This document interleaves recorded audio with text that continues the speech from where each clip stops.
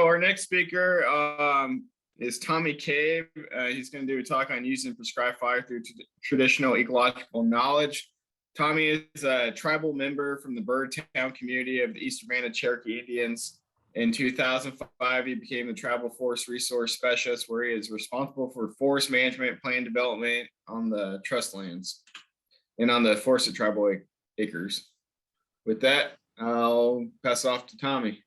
Shio Nagada, Aya Tommy Cabe, Dagwadoha, Shisko Digilasam. I said, hello, my name is Tommy Cabe.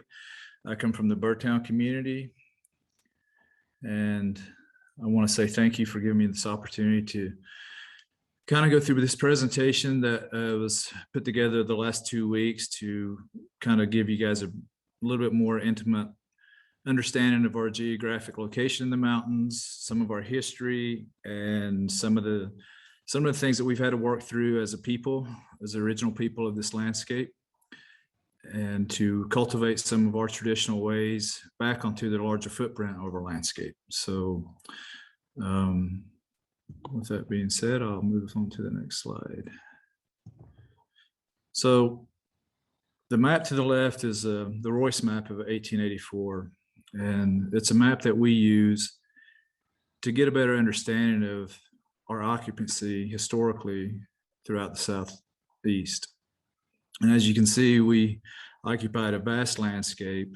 So what some of you may not know is that we had Cherokee settlements throughout this region. Some of the ones that were most influential that still are discussed today were the Overtown Cherokees, which would be the Cherokees in the Tennessee, Kentucky area. Lowertown Cherokees were the Cherokees that were in the southern tier, Alabama, Georgia, South Carolina. And of course, centrally located in the heart of the mountains, also known as Katua, Mothertown. That's where, I guess you could say, the nucleus of where we came to council quite often. We had many mounds throughout the Southeast. And this right here will give you a greater impression about what we used to occupy as compared to what we occupy now, and why it is important to create these relationships with federal agencies that now have jurisdiction over our traditional homelands. So I was given a talk amongst some nonprofit stakeholders and partners, and we were talking just general history about the Eastern Band Cherokee Indians, the Katua Band, and the Western Band in Oklahoma. And I made a statement to them. I said, well, the Trail of Tears is not really part of my history. And they kind of looked shocked when I said that. And they asked, of course, could I elaborate? And I said, well, I don't have any family that's in Oklahoma or Katua. I said, a lot of Eastern Band members do have relationships in those tribes. And they still kind of look puzzled. I said, my ancestors stayed here. My ancestors stayed in this 56,000 acres that we occupy. And not that I've said that not meaning to insult anybody that has that lineage. It's just that it wasn't part of my ancestral makeup. So the landscape that we occupy is 56,000 acres approximately. It's all underneath the jurisdiction of the Department of Interior. We have what's called possessory holding acres. And what possessory holding acres means, I know it's a term that a lot of you may not be aware of, but what it means is that the land, my land in Birdtown, all of the enrolled members' land, it gets passed down to family or sold to other enrolled members. In an event to where there is nobody else to hold the land, it goes back to the tribe. Thus, the person holding in possession of that landscape through their lifetime, if they can't pass it down to a family member or sell it to another enrolled member. So that's a definition of possessory holding. Our total forested acres is 49,000. And as you can see, the pink on this map, it's checkerboard on down into Cherokee and Graham counties. We have land down there that is tribal trust lands, and it does border up to some of the Nantahala forests. So those are very interesting lands because there's certain acts that are in place, like Tribal Forest Protection Acts that was passed in 2004 that gives the tribe a little bit more flexibility to help influence lands on there or under jurisdiction of the National Forest to meet their interest. And we'll get into that later on. Our non-forested is approximately 8,000 acres, 7,000. And highlighted in yellow there is 5,500 acres. That's tribal reserve. And tribal reserve is basically like our public lands throughout the United States, except the tribal reserve is reserved mainly for enrolled members only, spouses of enrolled members or husbands of enrolled members to harvest, hunt, fish. And the interesting feature about tribal reserve is the majority of it, the border is shared by the Great Smoky Mountains National Park. So we'll talk about that too. Approximately 1,200 acres in tax status, and that's land that the tribes bought back. When we bought those lands back under different circumstances. Some circumstances were, just outright buying it back, and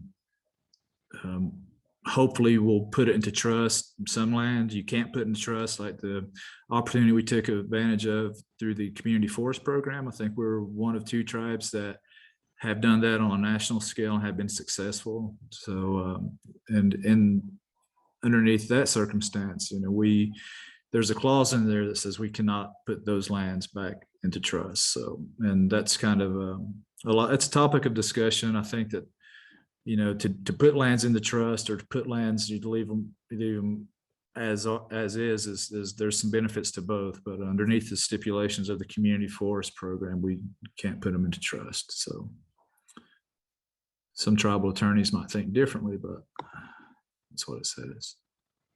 So I appreciate Sharon's history of the mountains. I mean, this is kind of our history, and I'll try to be brief as I go through this. But I'm going to start with the 1900s and 1940s. Everybody knows kind of what happened up until that point. Some of the interesting things that have came to my attention here lately, though, is that there's been some university staff out there that has approached us because they suspect that some of the trees that were used in some of the ancient buildings that are still, considered state parks throughout the Southeast are uniquely similar, and they come from these places that Indians occupied. And so they were like, we think that you guys had tree groves, and rightfully so. I'm sure we did. And I'm sure we kept them managed with fire and everything else that we could to have that product available for our infrastructure. But so it was interesting to finally see how science is unearthing those characteristics and bringing them to the front of discussion for preservation and to kind of hopefully rewrite some of the history. So anyhow, so in the 1900, 1940s, life on the boundary, there was no forest management strategies. We were basically put into this corner of Western North Carolina. Most of the people, the social life was, you kind of just want to be quiet. There's still an amount of hate and, confusion and all kinds of things. You just kind of want to live your life on the boundary and keep your mouth shut, right? So forest activities include firewood gatherings and traditional harvesting still. The Bureau of Indian Affairs is just now getting kind of seated, has jurisdiction, but they didn't have any money at all, hardly during this time. Timber harvesting, was at an all-time high during this era. And one of the things I did find, which I thought was interesting, was there was 6 to 10 million board feet taken off tribal lands. And for a 56,000 acre current land base, it made me wonder, is that even possible? But as I got to digging around, our boundary existed and was originally occupied a lot of Haywood County, Jackson County, Swain County. And what happened, this is undocumented, but these stories still exist in our culture, in our community. A lot of tribal members had land that was taken even after the fact. And how that was taken was we couldn't pay the taxes on it. Even if we did harvest it, there was a tax amount that we couldn't pay. So they just seized the land. So that's been a challenge to dig up historically with some of the county state records. But according to some of our tribal members, it definitely did happen. So, so as you move on up to 1940, 60, tribal members who were also labeled in possessory holding rights to the land in which they occupied. And it was kind of the question mark there was just kind of like, I wonder what the intent was there. There was really no advice on how to manage land. There was probably just people just, trying to adapt and trying to get on with the shell shock of what their immediate ancestors went through and how to kind of currently move forward. So again, lands are still kind of left wide open. And in the 60s and 80s, and this is where, we started to simulate a little bit more proactive government internally. The early 70s, forest management actions were actually being recorded. Logging was still active. The BIA started placing appropriation funds for timber stand improvement. In the tribal reserve only was basically where a lot of this is going on. I'm sure it happened on the private sector, but there again, trying to incorporate some type of forest management in our community through, tribal leadership probably was a significant challenge. So, but on the BIA's end, the continuous forest inventory, strategies were starting to be implemented. Again, basically on tribal reserve, and then later on it expanded on out to the possessory holding landscape. This was about the time where the first forest management plan was written for Eastern Band lands. Coming on up to 1980 or into 2000, this is where kind of the big boom happened. We got the gaming in place. Resolutions were flying through tribal council. Plan and policy era, continued into the 90s. The new conflict was possessory holding rights and the new federal regulations that we had to abide by through CFR as our community was getting more acquainted with that relationship and was like, why can't we just go cut our timber like people do on state lands? We have to go through all this NEPA requirements and bat moratoriums. So that's still a little bit hard on our community, but nonetheless, we're still abiding by some more appropriate stewardship, even though it is government implemented, but it secures our land for future generations. So in this era, we had some resolutions that omitted clear cutting for, under certain stipulations. We had a fire management plan being discussed, timber use policy. The tribal environmental office was established, which is now the Natural Resource Office. When I first started working for my tribe in 2000, it was the Tribal Environmental Office. I was tasked not long after, I think about 3 or 4 years into it, to start doing the continuous forest inventory and to rewrite the forest management plan. And yeah, that was a big challenge because I had to get acquainted with all the bureaus of Indian Affairs policies and procedures, and I had some politics to deal with too. So pushing us on up into the millennium, we finally got the revised forest management plan in place for all trust lands. It includes a monitoring plan and observation for the T reserve, bringing us up to par with how forest management is conducted with the use of fire and traditional influence, and building relationships through other government agencies, nonprofit. We spun off an integrated resource management plan. We actually had a first tribal BIA-led prescribed burn on the trust lands in 2016. So it was a success, and the fire managing officer left after that for the BIA.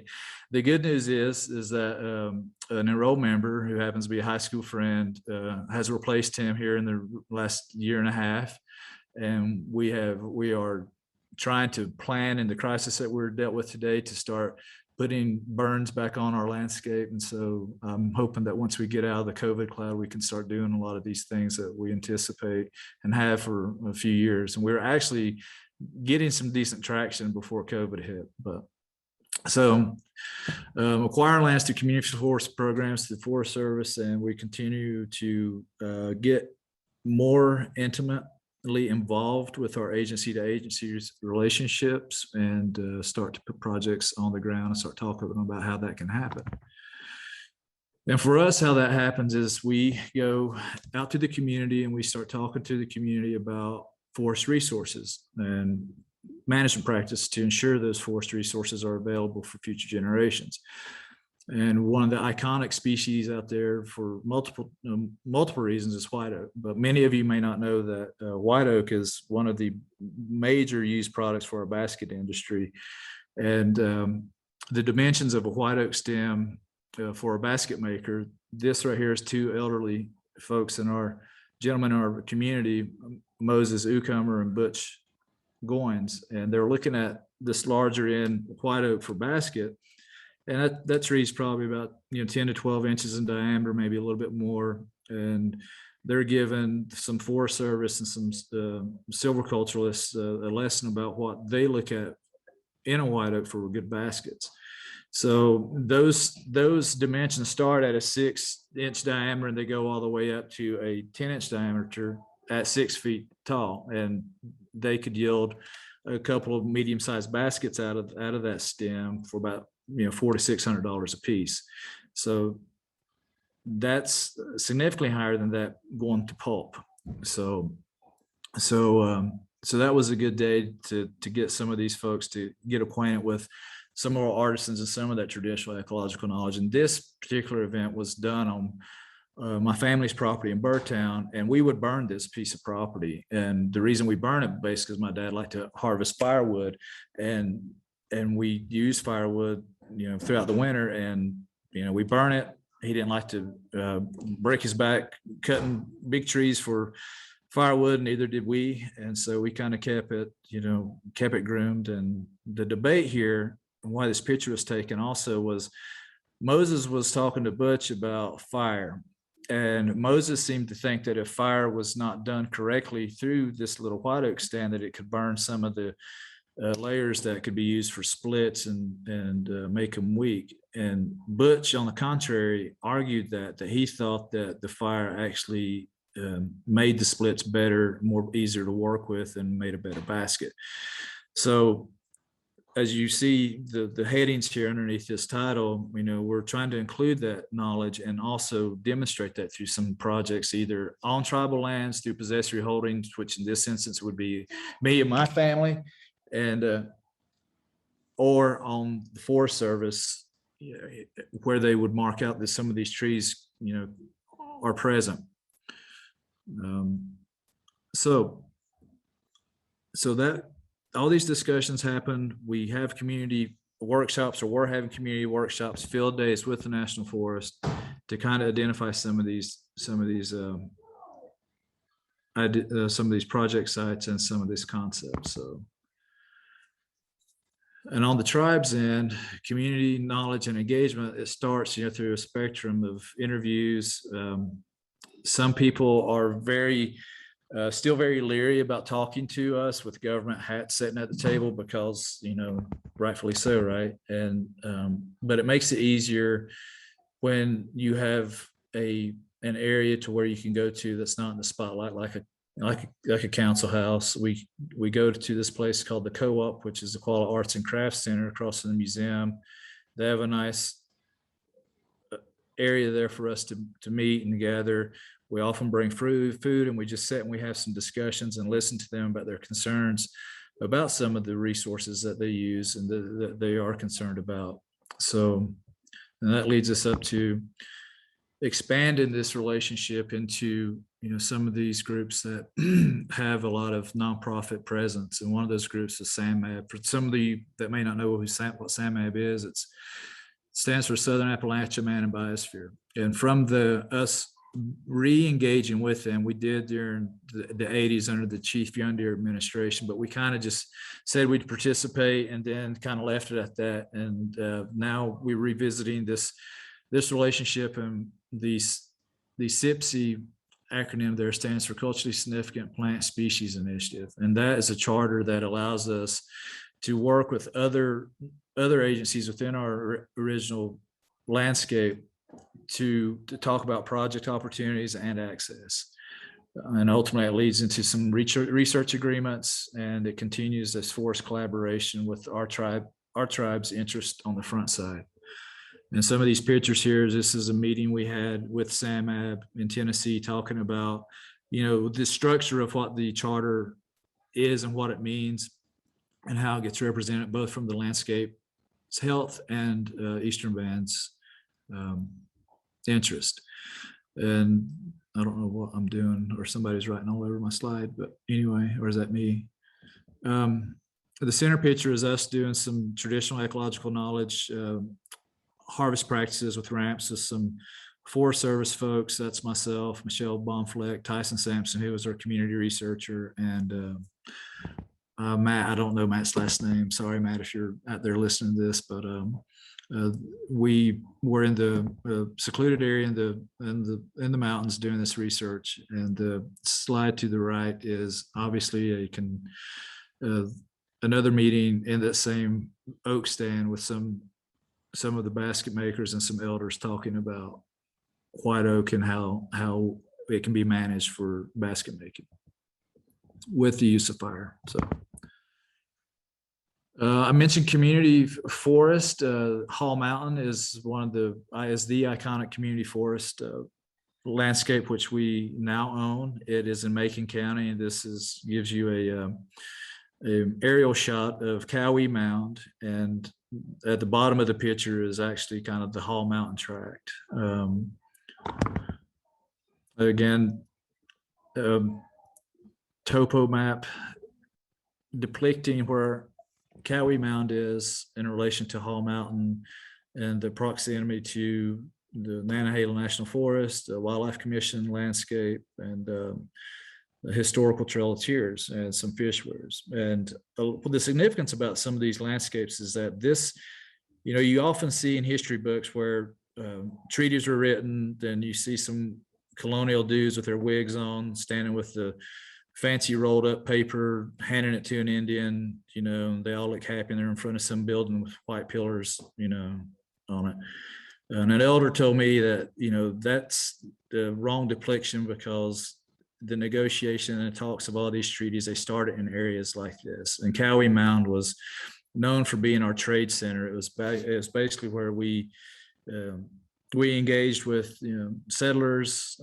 We were participated in the trade industry, fur trade industry, and the waterways led the product on down and across the pond into Europe. So when he said that at the mound that day, it really gave me chill bumps, because it really did settle, and it made sense that's areas like this in these mountains was where these relationships started. And some of the rich resources on some of these lands can be managed to kind of demonstrate, how traditional knowledge and management can actually influence the overall management concepts of the Forest Service and hopefully the Park Service in the future. Butch standing in this river cane patch, and he's pretty excited and happy about it. And we're excited to recently obtain this piece of property in the phase 2 of the community forest to showcase that, how we can manage this river cane patch. And, it's not a big patch, but some of the river cane experts, they kind of cringe and talk about, well, let's try to burn some. And Helen Moore actually was able to do that down in Sumter, and it was a beautiful cane patch. And we plan to try to bring that to life on some of these properties, and are looking for partners and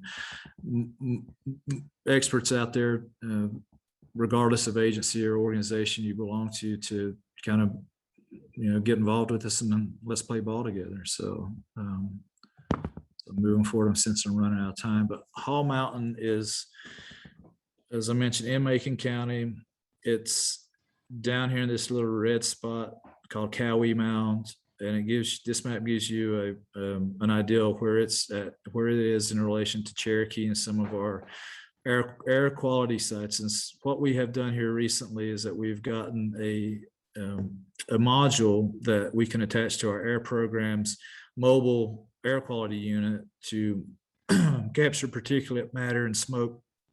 And so the plan is to, obviously smoke probably won't travel that far, but we can attach it to this rig right here and set this rig somewhere in close proximity where it can capture that data. And we anticipate building some type of fire science data set.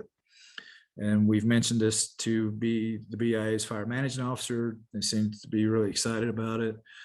Burning on Hall Mountain is going to be a collaboration between us, the Forest Service, BIA, and North Carolina Forest Service. So once we do that, we anticipate doing that this coming spring, the spring of 2022.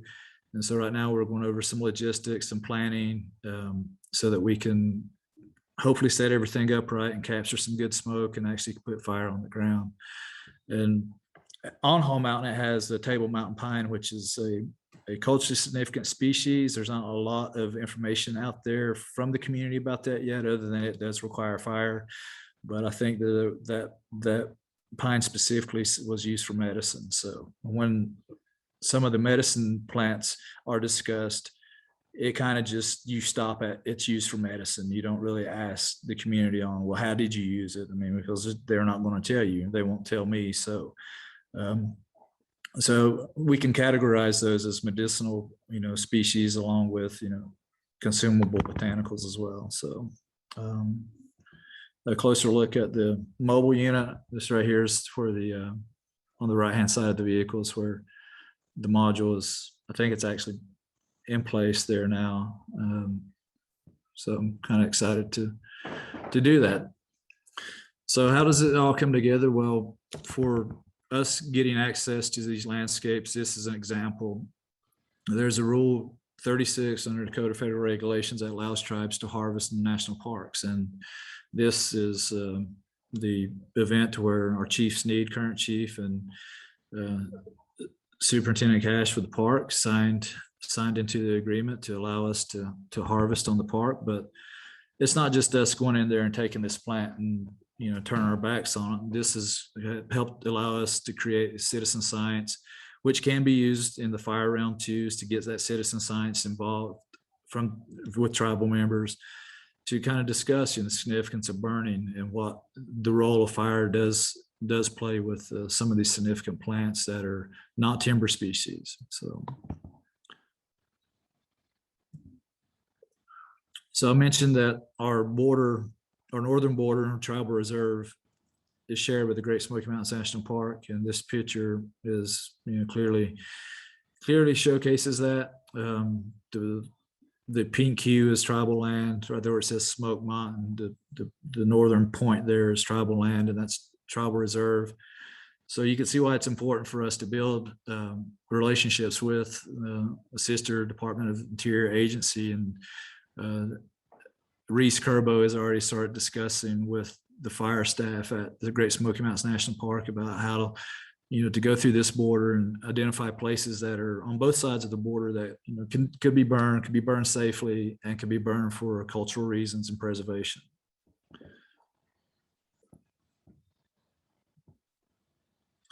So some of the key partners here, and that's a big list.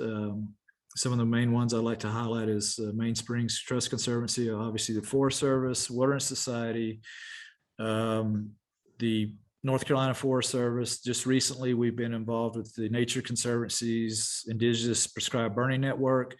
Mary Huffman, I was with her 2 days last week, and we tromped through tribal land, both trust land and state tax-based lands, to discuss some of these opportunities where we can put fire on the ground for cultural purposes. I think I got that acronym right, the SBRFLN, which I think stands for the Southern Blue Ridge Fire Learning Network. We've sat at the table with them a little bit, and would like to just build this capacity to create this fire data set, and also put burns on the ground that is in our traditional footprint and in our immediate homelands. Well, that's pretty much my presentation. I'm sorry I didn't have any nice pretty pictures of fire, but thanks, Ski, and I'll take some questions if you guys have any. Thank you, Tommy. We have a few questions that came through. One was about whether you work with the FLN, because clearly there's some people that are excited to work with you that are part of it. And you covered that there at the end. We have another one from Timothy Beeson. He asked, have you had the chance to work with the Karuk or Hoopa tribes in California? Not yet, but me and Mary, to answer that question, we talked a lot about those tribes last week.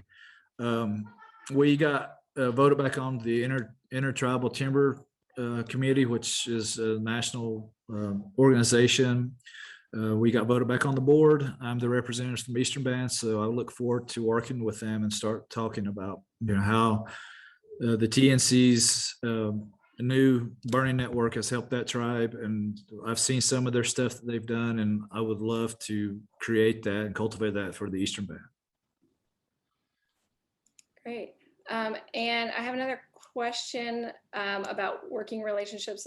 Said, I know you mentioned you don't necessarily have relationships with the Cherokee in the West, but do you have any sense of whether those nations have an interest in closer ties with those of us working on fire and forestry on their ancestral lands? That's a question that, with the tribe, how the tribe wants to work is like through these joint initiatives with the National Forest Landscape, all tribes come together, and because different tribes have different interests on those national forest landscapes. In a situation like that, whether it be, from an archaeologist standpoint, tribes will work together. But if it's for some other initiative, tribes retain the right to go to that region or that local forest office and have that discussion with them, just like we would.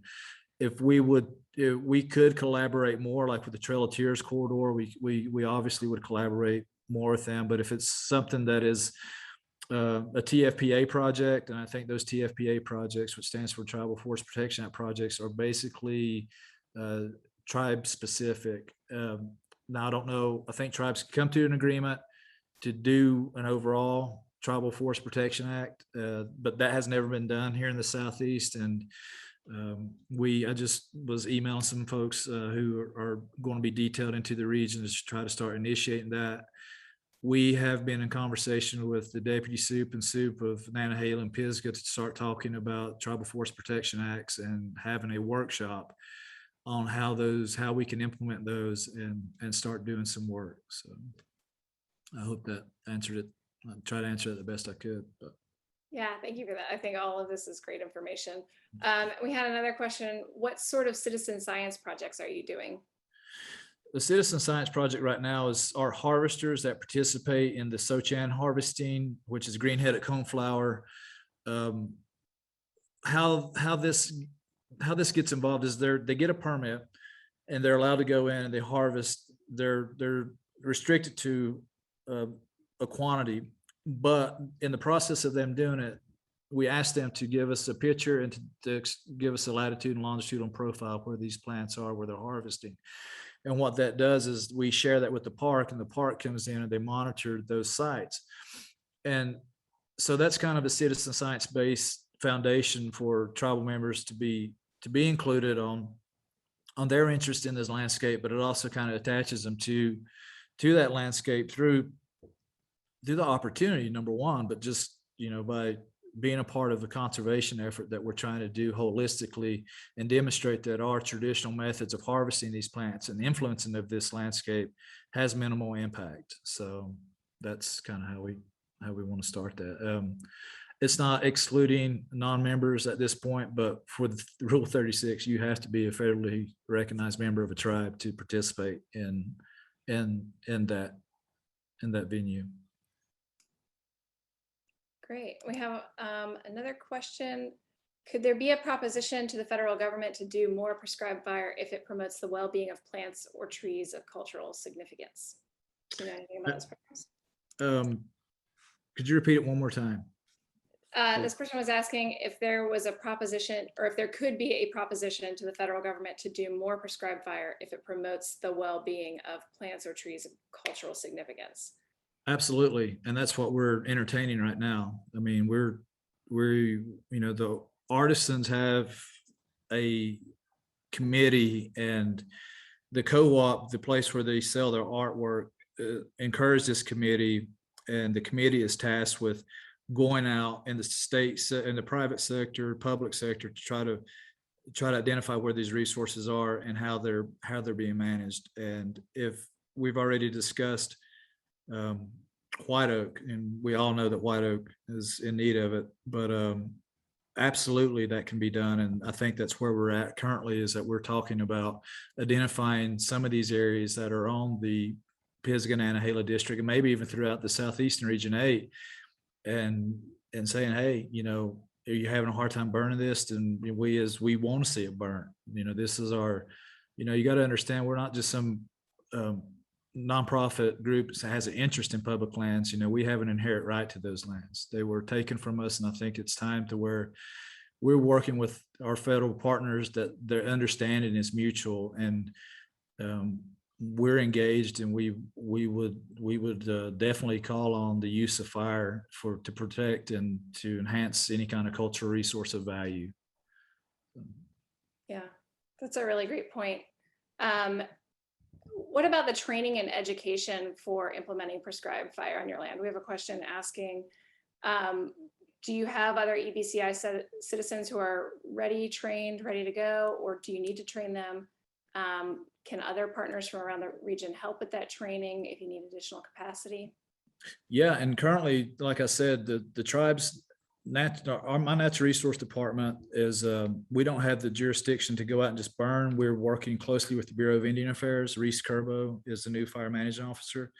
We are trying to 638 the forestry program from the BIA, but right now the fire wing of that has been separated internally with the BIA, and we would rather have the fire presence from the BIA there right now because of the expertise that would be lost if we tried to 638 it, and it would just create havoc.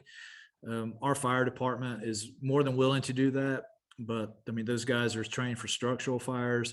They are the first ones that get called out, but at the same time, it's right on the backside of when the BIA firefighters show up. There's always room to have training opportunities. I feel like there's always room to expand how those are conducted, but and through Reese, that can happen. He's not hard to find. You could probably Google BIA Cherokee, North Carolina fire FMO and get in touch with him on that regard. But yeah, I met with him last week with Mary, and as with a lot of federal folks right now, he's wearing 5 or 6 hats. He's on detail out at NCPFC right now, and we hope to get back and start burning, like I said, this fall and spring. But there's going to be some training issues I'm sure are going to come up, and if you guys want to reach out to him or just talk to me, reach out to me through my email, and I will put you in contact with him. But yeah, I could see that. Yes, that we have training staff, and yes, the need for training is definitely wanted, so, or needed. Great, thank you so much. Do you have any other closing thoughts? Anything else you want to leave us with before we switch over to Justin Query?